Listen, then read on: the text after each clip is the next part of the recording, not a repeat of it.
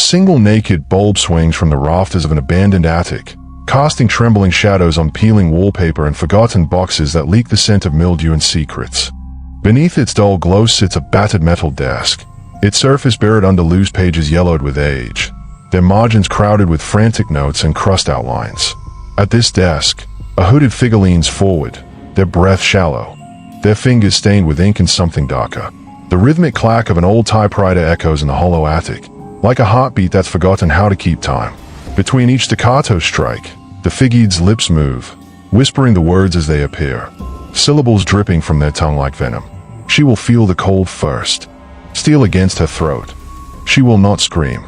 The rain will swallow her voice. She will collapse in a room that doesn't belong to her, among furniture that remembers older sins. The figure pauses, lifts the ribbon of paper, examines it by the flickering bulb's light.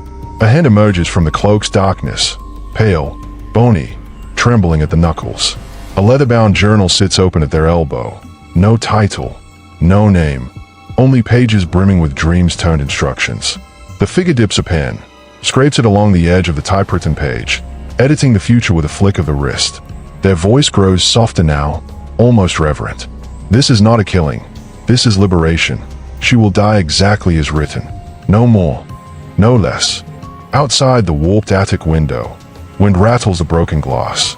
A storm gathers its breath, heavy with thunder yet to come. The figure's head lifts slightly, as if listening for something distant, a heartbeat, a scream, a final gasp that hasn't yet been born. The pen taps a final period on the page.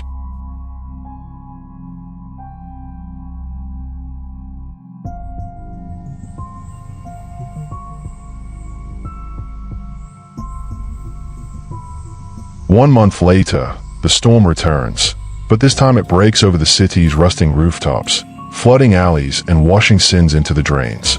On a narrow street lined with row houses slumping under decades of neglect, blue and red lights pulse against rain-slick bricks. Crime scene tape flutters in the wind like a dying thing. Detective Mara Callahan stands just inside the door of 47, Hastings Lane, dripping rainwater onto a carpet that's seen better years and far better endings. Her eyes travel over the body splayed awfully on an antique chaise lounge. The woman, mid-30s, brunette, expensive jewelry, lies on her side, one arm flung over the edge, fingertips brushing a growing puddle of rainwater leaking from a cracked skylight. Her throat is cut, precise, surgical.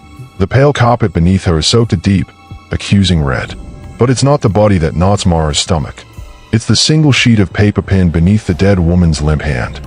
The edge is curled as if it's been waiting in someone's pocket for years. Mara squats low, her gloved fingers lifting the page just enough to read the first line. The words dancing in the beam of her flashlight. She will feel the cold first, steal against her throat. She will not scream.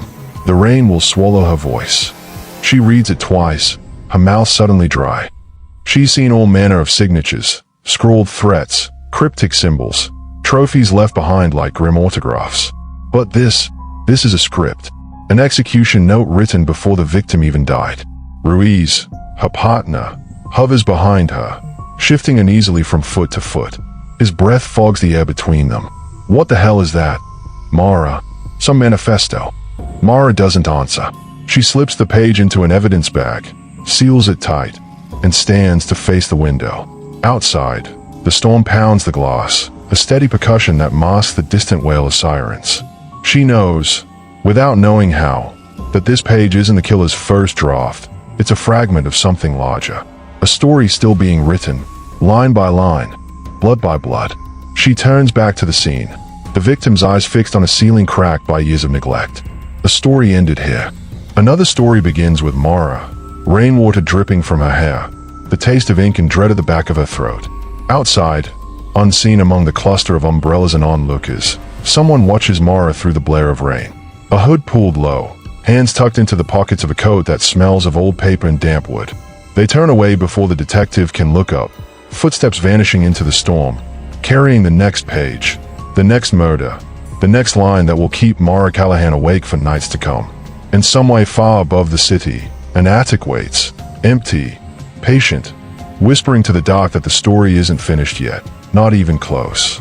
Detective Mara Callahan's apartment always smelled faintly of stale coffee and old case files. Tonight. It smelled like rain-soaked evidence bags and the ghost of a woman she couldn't save. She dropped her trench coat on the back of a lone kitchen chair, kicked off her boots, and placed the sealed evidence bag, the page, on her cluttered dining table like it was a loaded gun. A single lamp flickered on. Its thin light cast jittery shadows over the walls, dancing across a corkboard that groaned under snapshots of victims, addresses scribbled in her looping hand, and fraying red string that tangled the chaos into a web only she pretended to understand. Mara peeled off the bag's tape, slid the page out, and smoothed it flat on the table. She read the lines again, slowly, mouth moving silently, tasting each word. She will feel the cold first. Every line was deliberate, clean, no wasted flourish. No accidental smear. Whoever wrote this didn't just plan a murder, they rehearsed it, drafted it, like dialogue in a play that demanded a flawless final performance. Jennifer Cole had been just an actress, doomed the moment she stepped onto a stage she didn't know existed. Ruiz's voice cut the hush like static. He'd let himself in without knocking, his habit when he knew Mara wouldn't sleep anyway. He carried 2 cups of gas station coffee and a battered folder under one arm. He set one cup next to her hand, careful not to nudge the page. "You look like hell, Callahan." "Feel like it, too," she muttered, eyes locked on the typewritten lines as if they might twitch or rearrange themselves if she blinked. Ruiz pulled out a chair, wincing at the clutter, cold pizza crusts, half-drunk mugs, sticky notes scrawled with half-formed theories. He flipped open the folder, crime scene photos spilling out like a slow confession. The chaise, the cracked skylight leaking rain onto Jennifer's lifeless stare, the neat arc of her arm draped over the carpet like punctuation. "So, this page," Ruiz said, drumming his fingers on the table's edge. "You think it's some cult thing? Performance art? Maybe the Vic was into weird roleplay." Mara laughed, short, humorless. "It's not art. It's a script, an instruction, word for word." She stood, took the page to her corkboard, and pinned it dead center. The pushpin trembled as she let go.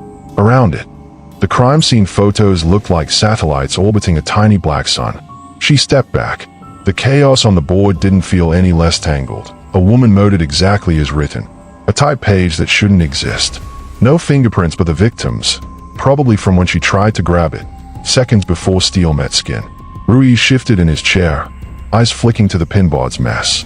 "Okay, the manuscript rumor, the stolen novel. You really think this is it? Some psycho fan fiction?" Mara's mouth twitched, a flicker of something sharp behind her eyes. "Not fan fiction. The book was never published. Not really. Not the whole version. You know the story, right?" Ruiz shrugged. "Bits of it. The guy, Harper Vale. Yeah, some basement genius toned overnight sensation." Mara nodded, gaze drifting to the pinboard as if she could see Vale's ghost threaded through the thumbtacks and string. "Harper Vale's books could go by different names," Mara added. Harper Vale wrote the Ashfield Diaries 10 years ago. It leaked online in pieces, a lost manuscript, they called it. Some say he sold the rights, but the final version was sanitized, edited down half its poison, but was still too controversial. It was published but banned in many places. Critics who saw it though raved about the prose. Unflinching, elegant, disturbing. But it wasn't the writing people whispered about. It was the villain. She pulled a yellowed clipping from a folder wedged behind the board. A photo of Vale, young, hollow-eyed, hunched over a battered typewriter. She pinned it beside the page. Vale's killer, Lucian Shaw, was more than just a monster. He had ideas. A philosophy, if you can call it that. About liberation through perfect violence. About freeing people from their lies. It was all theory, fiction, until Vale's manuscript vanished. Rumor is someone stole it before he could finish the final draft. Ruiz rubbed his jaw, uneasy. "You think someone found it? Or they're copying it line by line?" Mara's eyes flicked to the page pinned to the board, the single line that read like an order. "She will feel the cold first." "Not copying, performing," she said. "Whoever's behind this wants the story told exactly as Vale wrote it. The unedited version. The version that got buried." Ruiz let out a low whistle, rubbing his temples. "So, we're hunting a ghostwriter?" Mara shook her head. "Not a writer. An editor. They're fixing Vale's unfinished story. They think these deaths, they're not killings. They're liberations. A perfect draft made real." In the days that followed, Mara barely slept. She hit the streets before dawn. the stolen page echoing in her mind like a prayer she couldn't shake. Her coat pockets filled with coffee receipts and scraps of notes. She moved from place to place. One more ghost in a city that didn't care. She tore through Jennifer Cole's life. Her cramped apartment was still half-packed, boxes half-taped, dishes stacked neatly by the sink. Mara sat cross-legged on the carpet, rifling through drawers, journals, anything that might say why. No diaries, just old postcards, bills she'd never pay, and a single dog-eared copy of a business self-help book. No horror novels, no hidden folder of secret pages. She drank stale chamomile tea in Jennifer's mother's kitchen, listening to a woman who looked decades older than she was. The mother swore her daughter hated scary movies and never read anything darker than romance paperbacks. She insisted Jennifer would never have heard of Harper Vale. To her, the name meant nothing, and maybe that was the cruelest part. Next, Mara stalked the glass hallways of Jennifer's ad agency downtown. Conference rooms full of half-empty coffee cups, and fake smiles turned wary when they saw her badge. Co-workers swore Jennifer was rude, hard-working, stern. Nobody had a kind word for her, but nobody really knew her either. And in turn, still smelling of cheap cologne and desperation. Where rumors of her involvement in an ad scam were flying about, a colleague mentioned how he'd seen Jennifer on her phone a lot that last week, staring at something, locking the screen when people got close. The phone was gone now, stolen at the scene or destroyed by whoever wanted her story ended. By dusk, Mara was haunting old bookstores that still had Vale's butchered bestseller on a dusty shelf. She called in favors from literary editors who once tried to buy the full manuscript. The version Vale claimed was too dangerous to print. They all swore it was legend, lost or burned. She tracked down Vale's old agent, a drunk who couldn't remember half the secrets he'd once sold for champagne. He told her the final pages were real, worth a fortune if you found them, worth killing for if you were desperate enough to finish the story. Then he laughed, bitter and hollow, and slammed the door. Each lead, each whispered rumor, each yellowed scrap she pinned to her board at home only made the story feel bigger. And the more Mara dug, the more certain she was that somewhere, the next page was already being typed, and the next victim had no idea they were about to step onto the stage. The call came at 3:42 a.m. Mara was slumped on her couch, half awake, clothes still on, the rain tapping at her window like an impatient finger. She didn't need to hear the whole sentence. The moment dispatch said, "Detective Callahan, we've got another one," she was already grabbing her coat. By the time she pulled up to the Riverside Motel, dawn was just a bruise behind the city skyline. Yellow tape flapped in the cold wind. Mara flashed a badge of the uniform by the stairs, who just nodded and stepped aside like she wished she could be anywhere else. Inside, room 12 smelled of cheap bleach and old blood. The neon vacancy sign outside flickered pink light through the blinds, striping the body on the bed in sickly color. Ruiz was hunched over the nightstand, latex gloves powdered white, his expression a mask of exhaustion and disbelief. Mara didn't speak. She didn't have to. One glance at the scene told her everything. A man, mid-30s, laid face down on the faded floral bedspread, hands tied neatly behind him with a motel bathrobe belt. A single gunshot to the base of the skull.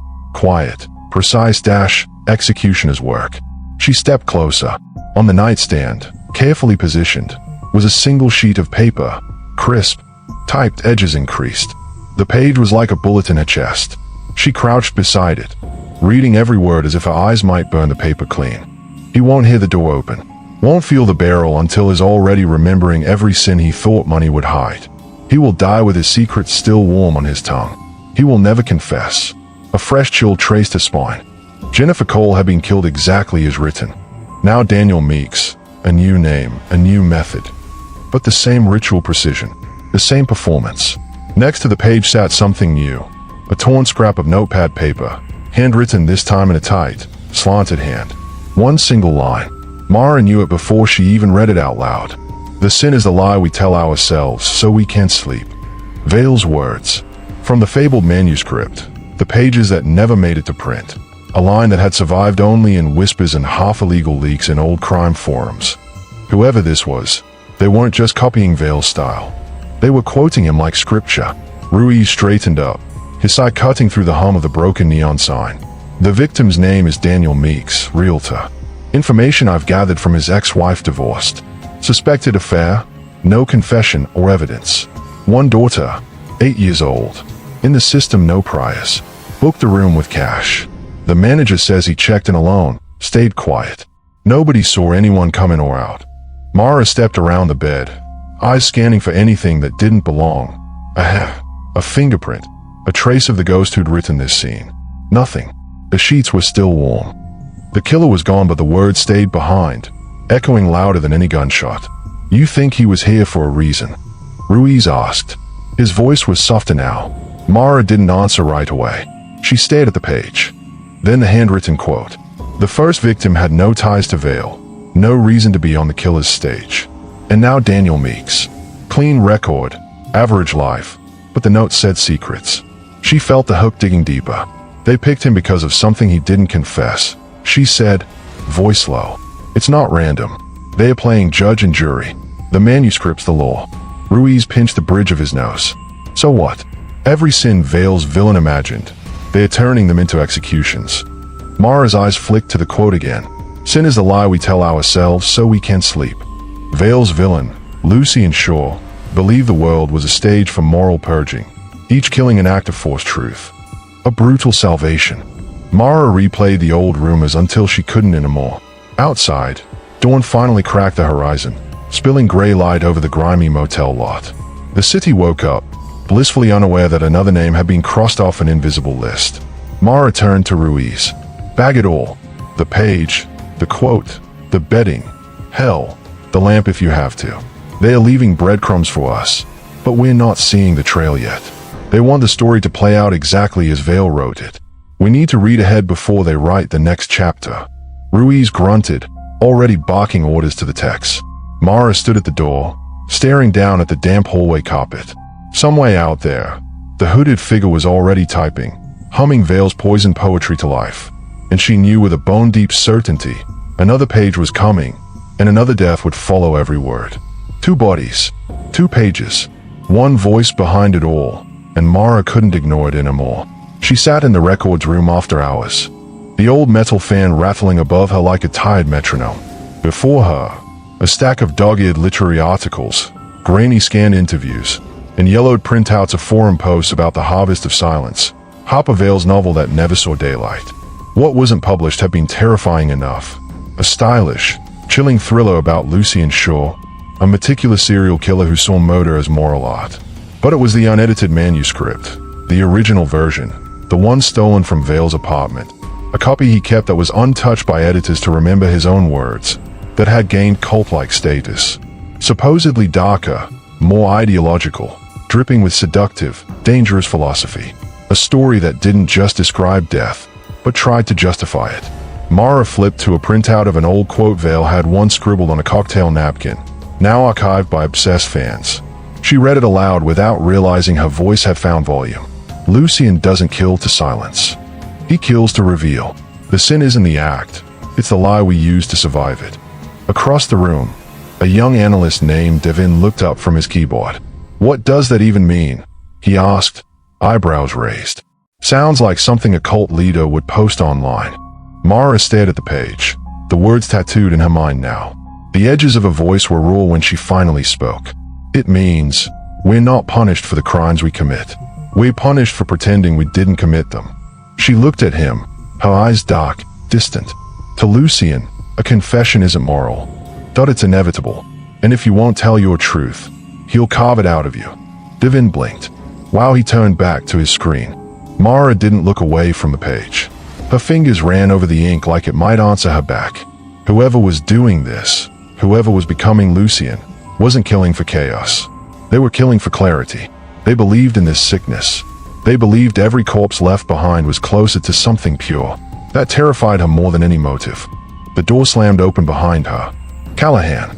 Captain Rourke's voice was all gravel and fury. His shirt was creased, tie loosened. He looked like a man who hadn't slept since the first body dropped. She stood, back straight. Captain, I think. No, you think too much, Callahan. That's your problem. You're chasing ghosts in fiction while this department bleeds overtime and gets laughed out of the press room. He waved a crumpled article in her face, a tabloid headline. Killer inspired by controversial cult novel. You know what that makes us look like, he barked. Crackpot hunters chasing book club vigilantes. This department is underfunded, under-resourced, and one bad week from getting its homicide unit disassembled. I need a win. Not your literary theories. Mara stayed quiet. But inside, she wanted to scream. 2 people were dead, murdered in ways no normal killer could orchestrate. It wasn't random. It wasn't impulsive. It was crafted. And if they didn't understand the source material, they'd always be a chapter behind. With all due respect, she said finally, we are chasing fiction. Because the killer isn't hiding from it. They're using it as a goddamn blueprint. The second crime scene had a quote, "Sir," word for word from Vale's manuscript. Rourke pointed a tired finger at her. That manuscript was stolen, never verified. Half the stuff online is fan-made garbage. You want to risk this department credibility on a leak. Mara held his gaze. Then let me read the leak. That stopped him. Rourke ran a hand down his face, as if her words physically pained him. Honestly, you think there's truth in that lunatic's prose? No, she said softly. But they do. That's the difference. For a moment, the office fell quiet, just the hum of the flickering fluorescent lights. Rourke looked at her like he saw the exhaustion in her bones, the desperation under the steel. He didn't believe in the story, but he saw that she did. He sighed. Keep it off the books. And Mara, if this leaks, it's your job, not mine. She nodded once. She could live with that. She couldn't live with another body, another page, another soul dissected by a ghost with a typewriter. When she left the office, the city was already shivering under a fresh rain. She pulled her coat tighter and headed to a place she hadn't visited since her academy days, a private literature archive in the Lower West End. Rumor was, someone there had a partial copy of Vale's lost manuscript, blacklisted, banned, but preserved by an obsessive collector. If the killer was following a script, Mara had to know what came next, even if reading it meant letting the villain into her own head. The Collectors Club building didn't look like much, just a sandblasted old factory near the edge of the West End. No sign, no neon, just a single brass intercom and a scanner that blinked silently beneath it.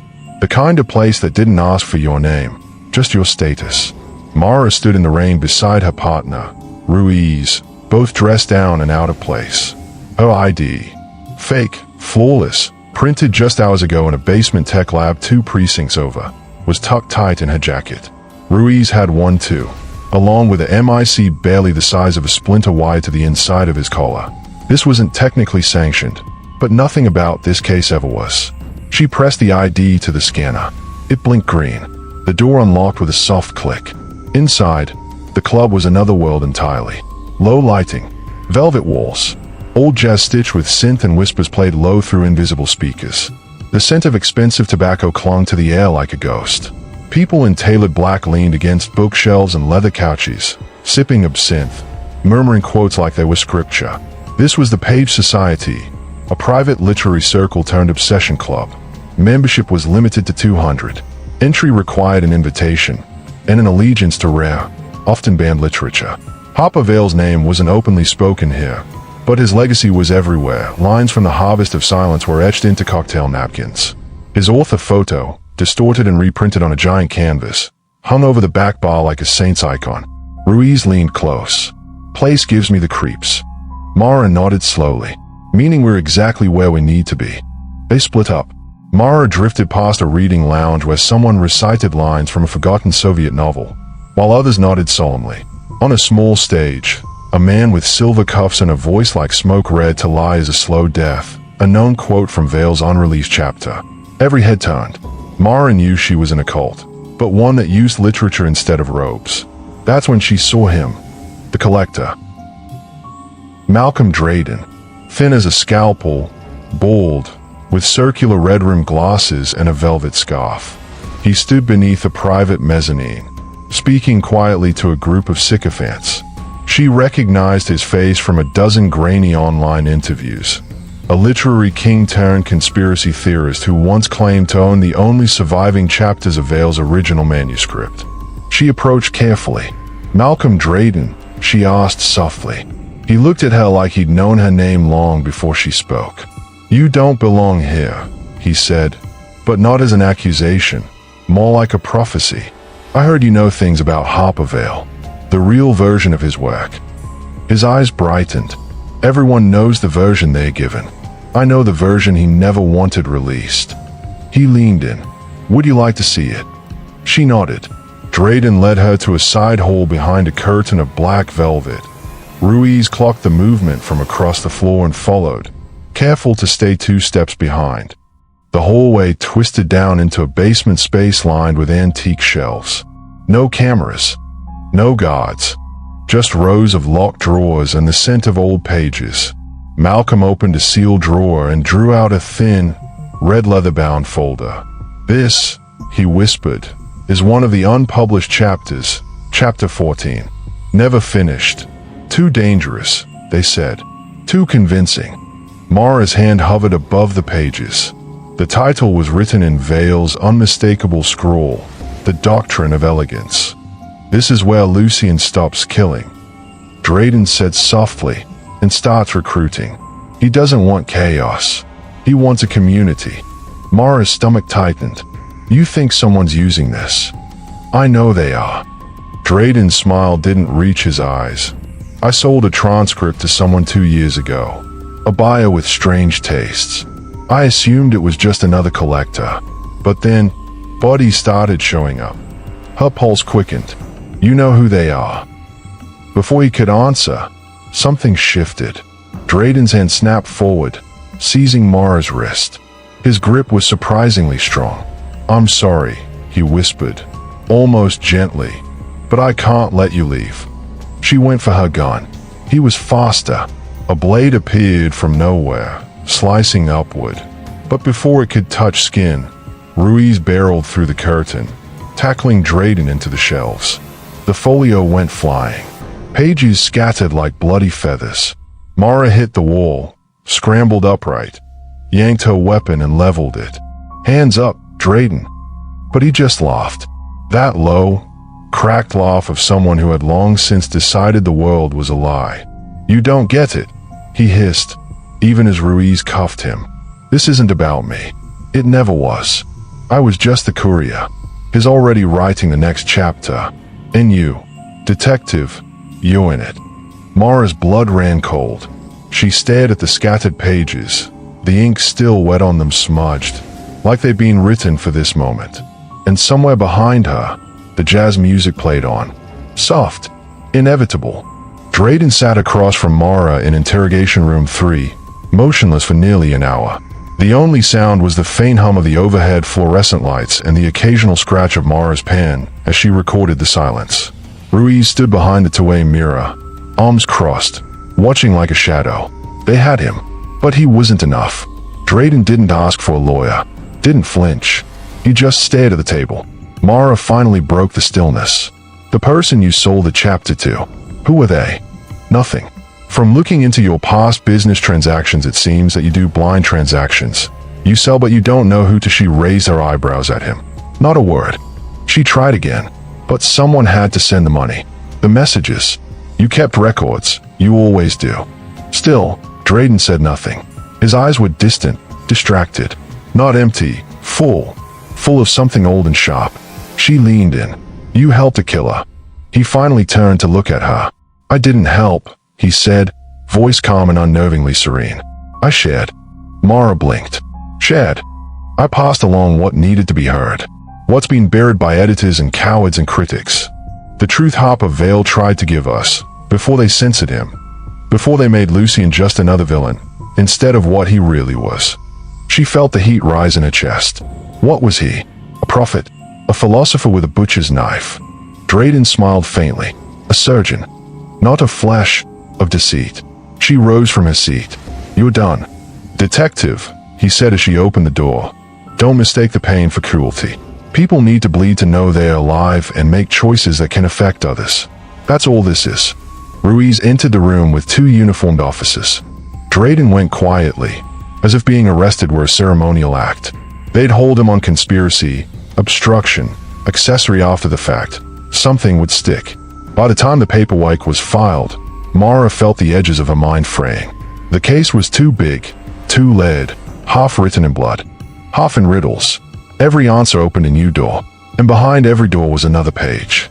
She stood with Ruiz outside the precinct under a canopy of drizzle. Neither spoke. The silence between them said more than words could. "We're missing something," Mara murmured. "Yeah, like who the hell is behind this?" Ruiz said. "Even Drayden's has respect for them. That guy worships Moda like it's literature, and even he won't say the name." Mara nodded, scanning the wet asphalt like it might reveal something the night had hidden. Then her phone buzzed. Unknown caller. She hesitated, then answered. Callahan. The voice on the other end was warped, deep, filtered through something mechanical, hollow and hissing like it crawled through wires just to reach her. "You need to stop." She froze. "You are not helping. You're opening wounds that should stay buried. You'll destroy more than you save. You, your partner, you're already infected. Let it end. Now." Mara's heart pounded. "Who is this?" No answer. Just the sound of shaky breath. "You are a target, detective. And the next page will have your name on it." Click. The call ended before she could say anything. "Hey Mara," Ruiz said, alarmed, stepping in close. "You okay?" She didn't answer. Her mind was sprinting. Then the second call came, from dispatch. "Be advised. Prisoner transport 409 has been compromised. Malcolm Drayden escaped en route to county lockup. Repeat, the suspect has fled custody." Mara's skin went cold. "Ow," she barked. The radio crackled. "Details on Clay. We're securing footage now. But there's something else." A pause. There was a message left on the inside of the van. Mara closed her eyes. What kind of message? It was written in blood. It is unclear whether it is his or not. A phrase. "The author doesn't die" in the prologue. The ground beneath her felt like it shifted. Drayden wasn't the author. That much was clear now. He was just another chapter. Another zealot bent by the gravity of something darker. Something alive. She hung up. Everything was spiraling. A killer still out there, now emboldened. Drayden escaped. A direct threat made against her. And a philosophy that was no longer just theory, but an infection, creeping into every corner of this investigation. Mara stood still in the rain, her mind threading through the last 48 hours. The staged murders. The pages. The quote. The doctrine. She whispered it under her breath. "Lucian doesn't kill to silence. He kills to reveal." Ruiz looked at her. "What if that phone call wasn't just a threat?" "What do you mean?" "What if it's not just about keeping you off the case?" he said. "What if it's bait? A way to isolate you, make you run scared. Alone." Mara's breath caught. "Because the only thing more poetic than a death," Ruiz said quietly, "it's the act." She didn't want to admit it, but he was right. She was in this story now, and the killer wasn't just watching. They were writing. The next chapter would be hers. Whether she survived it or not depended on what was already written. The third body was found slumped against a statue in Millhaven Park just before dawn. No dramatic staging this time. No poetic flourishes. No page pinned to the chest. No chilling quote tucked under a fingernail. Just the body, cold, expression frozen in mid-scream, and a single item clutched in the right hand. A fountain pen. Vintage. Expensive. Gold-trimmed. Mara stood at the edge of the crime scene, fists in her coat pockets, staring down at the lifeless man. Male. Late 40s. No ID. No phone. Just that pen, clasped tight in rigor-stiff fingers like it had meaning. And it had to have meaning. Ruiz leaned in beside her. "Why no page?" Mara shook her head slowly. "That is the page. This guy's message isn't always ink on paper. Sometimes it's implied." Ruiz sighed. "You really think this is the same killer?" "I know it is," she snapped, eyes still locked on the corpse. "This is the escalation. First it was imitation, homage, but now it's improvisation, personalization. The killer's stepping out from the script." Ruiz stayed quiet. He'd seen Mara like this before, when her gut locked onto a theory like teeth into bone. But this time, it wasn't just instinct. It was an obsession. Later, back at the station, things unraveled fast. Captain Reynolds was waiting for her the moment she returned, arms folded, jaw clenched, his office door already open. "You're off the case," he said the second she stepped inside. Mara froze mid-step. "What?" "I said you're off. Effective immediately." "Why?" Her voice cracked with a sharp edge. "I'm the only one making progress. We're closer than ever. This third body changes the pattern." "Exactly," Reynolds cut in. "Now there is no pattern. We have 3 dead, 2 with riddles, 1 with a pen, and a detective who's been personally threatened, emotionally compromised, and chasing literary ghosts instead of suspects." She stared at him, stunned. He didn't stop. "You're too close. You're not thinking clearly. And this department, this underfunded, over-scrutinized department, can't afford the fallout if this turns into another obsession-driven disaster. It's not a delusion," she said through gritted teeth. "Everything is tied to the manuscript, even the way this body was posed. You have no evidence of that. Just a gut feeling and a trail of bloody poetry." Reynolds exhaled heavily. "Take a step back, Callahan. For your sake. 4 hours." She didn't speak, just stared, fists clenched so tight her nails dug into her palms. "You're suspended from field duty," he said more softly. "Take the time. Let someone else pick this up." Mara turned, stormed out of his office without a word. Ruiz followed her down the hallway. "Mara, they are making a mistake," she said. "And if they won't keep reading the story." She looked at him, fire flickering behind tired eyes. "Then I will." Rain traced crooked rivers across the windshield as Mara sat in her parked car. Engine off, eyes fixed ahead but unfocused. Her badge and her gun sat cold in the glove box, reminders of the life she'd been pushed out of. In her coat pocket, a burner phone, paid in cash, registered under a false name. That's how far off the grid she'd gone. She had nothing left to chase officially, so she started chasing ghosts. One of those ghosts was Harper Vale. Not the dark literary icon that readers whispered about. Not the tragic recluse whose book had stirred quiet outrage and fascination in equal measure. But the man. The one who, somewhere out there, had written the blueprint for the horrors now unfolding across the city. It took days of scraping through obscure forums, encrypted chat groups, forgotten literary auction listings. A comment thread on a private collection site led her to a distant relative, someone who'd once claimed to have a signed Vale letter. The cousin's location was vague, but enough to give her a window. And in the crumbling outskirts of New Heron, in a yellowed bungalow shaded by dead trees, Mara found him. He was thinner than she imagined. Older, fragile, but his presence filled the room like ink bleeding into paper. Harper Vale looked at her with tired eyes and nodded.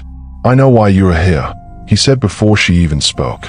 They sat across from each other, the room lined with books and covered in the smell of old wooden time. "They are recreating your work," Mara said finally. "Someone's using your manuscript as a blueprint. 3 victims. 3 murders that align with your words." Vale nodded slowly. "Then you've come about the 4th. Her blood turned to static. "There's a 4th. There was always meant to be 4, he said, voice like dry leaves. "But I never finished the chapter. Only a vague layout of it. The 4th murder was the culmination, not of violence, but of the philosophy. The final revelation." "What kind of victim?" Vale's eyes didn't flinch. "Someone beloved. Untouchable. A public servant who's hidden their corruption beneath charm and applause. The lie they've built their image on. That's the sin. Not the crime itself, but the illusion they sell to the world." A chill skated down Mara's spine. "Do you know who it is?" she asked. "I don't," he whispered. "But Lucien would." He reached into a locked drawer beside him and produced a folded, yellowed sheet of paper. His hand trembled slightly as he passed it to her. 1 paragraph. Unfinished. The final act unfolds in the reflection of justice, where the city's heroes are born and liars thrive. Beneath glass and steel and promises, the lie will die, and the crowd will see it burn. Mara read it 3 times. Not a church, a courthouse, or a civic center. Somewhere public, she said, more to herself than him. Where truth is distorted by power. Vale nodded once. "You must understand, Lucien doesn't kill out of hate. He kills to unmask." Mara stood, clutching the page. "And you don't feel responsible." "I feel it's inevitable," he said, almost gently. By nightfall, Mara stood outside the Glasswell Civic Auditorium, a towering structure of steel and curved glass. It hosted fundraisers, political forums, public recognitions. That weekend, it would host the leaders of tomorrow's summit. A perfect spotlight. Someone powerful, someone admired, was about to be revealed. She didn't know who. She didn't know when. But if Lucien followed the script, it would happen soon. And it would happen here. She tightened the coat against the wind, one hand on the folded page in her pocket. There were no backup teams, no radio chatter, no department waiting to catch her fall. This time, She was on her own. And if she was right, the final murder wasn't about death. It was about the city watching someone fall. The sky was bruised purple as the leaders of tomorrow's summit began. Motorcades glided past protesters and photographers. Flashbulbs popped. The marble steps of the Glasswell Civic Auditorium filled with polished shoes and designer suits. Faces the city knew by name. Senators, CEOs, educators, tech prodigies. They were the future, or so the billboard said. Inside, a choir played. Catering staff in crisp black uniforms darted through silver doors. Security men with earpieces patrolled corners like silent shadows. And Mara watched it all from across the street, 1 foot over the line of the perimeter zone, her heart sinking. She'd tried. She'd begged. The night before, she'd stormed into Captain Rourke's office, Vale's final paragraph clenched in her hand. "It's happening there," she said. "At the summit. That's where the killer will strike." But Rourke had shut her down with the weary glare of a man already under pressure. "You've been suspended, Callahan. You're lucky you're not in custody for interfering. We're not going to start a witch hunt at the city's most high-profile event based on fiction." He'd called security before she finished the sentence. Her name had been added to the no-admittance list. As far as the department was concerned, Mara was a liability. A woman with a ghost story and too many sleepless nights. Still, she came. It wasn't until she saw her partner, Ruiz, standing guard near the side entrance, that hope flickered. He spotted her, walked over. They didn't speak for a moment. "You look like hell," he muttered. "I feel like it," she said. He glanced back toward the checkpoint. They are already saying the mayor's inside. Senator Doyle too. Half the city's board is here. Who's it going to be? "I don't know," she said. "That's the problem. But they'll die right in front of everyone. And the killer won't leave a note. He'll leave a message." Ruiz hesitated, then reached into his coat, slipped her a guest pass. "If I get fired, I'm blaming your crazy ass." Mara almost smiled. Inside, the building was gleaming and vast. Polished floors, vaulted glass, warm lighting that masked the tension humming beneath it all. She slipped into the crowd. Pockets of laughter, the smell of wine and money. Dozens of people who believed they were safe. One of them was going to die. She scanned every face, every hallway, heart pounding like a drum in her throat. But there were too many. Every VIP had a detail. Every stage had a camera. There were layers of security, but none of them understood what they were up against. They were guarding against a threat. Mara was chasing a story. Then came the hand on her shoulder. "Detective Callahan." A security officer, clipboard in hand. "You're on our restricted list. You're going to have to come with us." She tried to resist. They insisted. Ruiz was nowhere in sight. Minutes later, she sat in the employee cafeteria. Metallic tables, humming vending machines, and 2 guards at the door. "This is ridiculous," she muttered, pacing. The guards ignored her. Mara sank into a chair, running her hands through her hair. Her voice felt like it belonged to someone else. "Someone's going to die in there, and I can't stop it." She stayed out the window toward the main floor. Distant cheers echoed through the walls as the keynote speaker took the stage. Her gut twisted. No one believed her. Not the captain. Not even the guards, who thought she was just some burnt-out detective clinging to a fantasy. But Lucien, or whoever was becoming Lucien, he believed. He was watching now, waiting, ready to write the final sentence. Mara gritted her teeth, hands balled into fists. She might have been locked out of the story, but the ending hadn't been written yet. The hum of the vending machine droned in her ears. Mara Saturday, one leg bouncing with anxious rhythm, the cafeteria's fluorescent lights casting sterile halos over the cold tile floor. Behind her, the muffled sounds of the summit swelled and dipped like a distant wave. Applause, microphone static, the hollow joy of speeches being made just beyond reach. But in her mind, she wasn't here. She was back. Back at the first scene. Jennifer Cole, a note in elegant script beside her. "She will die exactly as written." Back to the second. Daniel Meek, the body in the bed. A single quote from Vale's manuscript about sin and the lies we tell to cover them. The third. Anton Drake, the anomaly. No note. No message. Just a fountain pen found in the right hand of the victim. Her jaw clenched. Why the fountain pen? Why only that? It didn't fit the pattern so far. It was personal, almost intimate. She retraced her thoughts again, and then it clicked. The victims weren't random. Each one had a moral fracture. Jennifer was part of a cover-up at her ad agency that had tricked millions from people's pockets, a silenced fraudster. Daniel Meek had possibly been having an affair. The third, the man with the fountain pen, had ties to laundering through charitable organizations that donated stationery to kids in need. Each death mirrored the villain's ideology in Vale's book.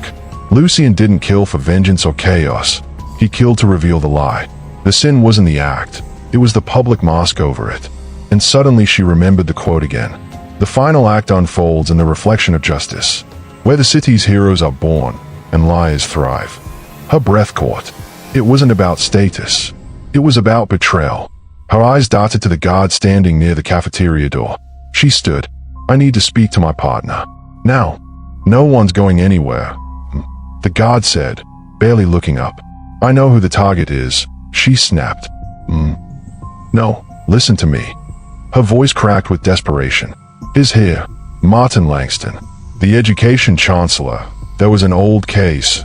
He was found innocent, but he had been accused of putting money meant for public school into his own private tech institute. Though found innocent, many still believed he was guilty, especially with a non-existent reason for where the money was going, claiming it was going to the school and the school were abusing it, but no physical evidence showed that. No schools improved, and if they did, it was barely anything. He fits the pattern. He's the one. The guards exchanged a glance. She saw it, the flicker of doubt. But not enough. Not yet. So she made a choice. Mara lunged toward a table, tipping it with a crash. Plates scattered, cutlery clattered across the floor. The guard surged forward, startled, confused. And in that moment, the side door cracked open. Ruiz slipped in, breathless. Told you I owed you one, he said, tossing her a stolen access badge. She ran. Mara burst into the auditorium just as Langston took the stage. Her voice was hoarse, her breath ragged. Get him off the stage. Security. Now. Heads turned. Gasps rippled. She shoved past stunned attendees, arms raised. There's a weapon. Somebody's going to shoot him. Get him off the damn stage. Nobody moved. Not at first. Langston squinted into the crowd, confused, beginning to back away. Then, in the corner of her eye, a glint. Balcony. Stage left. A man. No uniform. Calm, kneeling. A gun in his hand. Mara didn't think. She sprinted forward. Time broke into shots. The world slowed. Her boots pounded the floor like thunder. Langston turned. Too late. She launched herself at him. A crack. Pain tore through her foot. White hot. Searing. As the bullet grazed past and hit the floor where Langston had been standing. Screams erupted. Security tackled the shooter from above. Langston hit the ground under Mara's weight. She gritted her teeth, blood spreading across her shoe. Chaos bloomed. Ruiz appeared in seconds, face white. Mara. She nodded, barely able to breathe. It's okay. I've got him. I've got him. Later, the white hospital lights mirrored the cafeterias, but somehow felt warmer. The pain was dulled now, her foot wrapped and raised. Ruiz sat beside her bed, his suit stained, his eyes lined with worry. Langston gave a statement, he said quietly. Didn't deny anything. Just kept asking how we knew. Mara didn't answer. She was staring at the ceiling, heart still galloping, mind still chasing the echoes. She hadn't stopped him entirely, but she had rewritten the ending. The gun had been hidden in a velvet-lined box beneath the auditorium's lighting rig, taped in place, precise and ready. When Mara tackled Chancellor Ivo Asher to the ground, the sniper's round meant for his skull embedded instead in her foot. The scream of the crowd was chaos, but what came after was clarity. Forensics swept the catwalks. And there, lying abandoned in the rafters, was the weapon.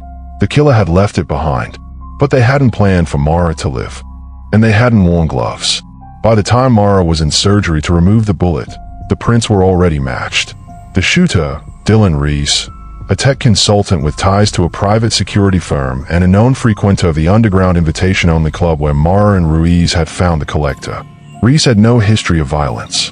But he had one thing, a signature in the guest book of a show presented by the victim. The night the third victim, Anton Drake, was found dead. It tied everything together. Within hours, an arrest warrant was issued. The department scrambled to protect what was left of its reputation. The mayor publicly praised the quick containment and commended the bravery of officers on scene. And Mara Callahan, despite being technically banned from the event, was reinstated, promoted. Her new badge shimmered dully beneath the sterile light of the hospital room as she sipped lukewarm coffee, her foot wrapped in gauze and elevated. It ached like hell, but she could finally breathe. The door creaked open. "Mind if I come in?" It was Martin Langston, the man she saved. Now walking with a slight limp and an armed escort, he carried a small bouquet and an envelope. "I didn't believe you," he admitted. "I thought you were a nut job." Mara chuckled softly. "That makes two of us." They talked briefly. The envelope contained a handwritten thank you and something more. A note from Lucien's final chapter, one not yet released. One only someone with inside access to the original manuscript could have known. It made her chest tighten. Lucien's line, "The fourth won't be as expected." Had someone pulled the strings of fate? That question came screaming back days later, when news broke that Harper Vale, the fragile old author of the stolen manuscript, was missing. No signs of struggle in his apartment. No calls. No note. Just a smudged fingerprint on the window lock. A partial match. The collector. He'd vanished too. Last known location, the transfer van. After escaping during transport weeks earlier, he left behind one sentence scrawled on the inner wall of the van. "The author doesn't die" in the prologue. Now, the real work began. Mara stood in her office, facing a fresh murder board. But this wasn't about the victims anymore. This was about what connected them. Who funded Reese? Why did the collector know so much? Was Vale taken or willingly drawn back into the story he wrote and tried to bury? The pen left at Drake's death. The ink from it matched the manuscript's original draft. Someone had taken Lucien's fiction and made it real. A movement. And Mara could feel it in her bones. It wasn't over. The book wasn't just a blueprint for murder. It was a belief system. Somewhere out there, someone was still writing. And this time, she was the first page. Harper Vale wrote the Ashfield Diaries 10 years ago. It leaked online in pieces,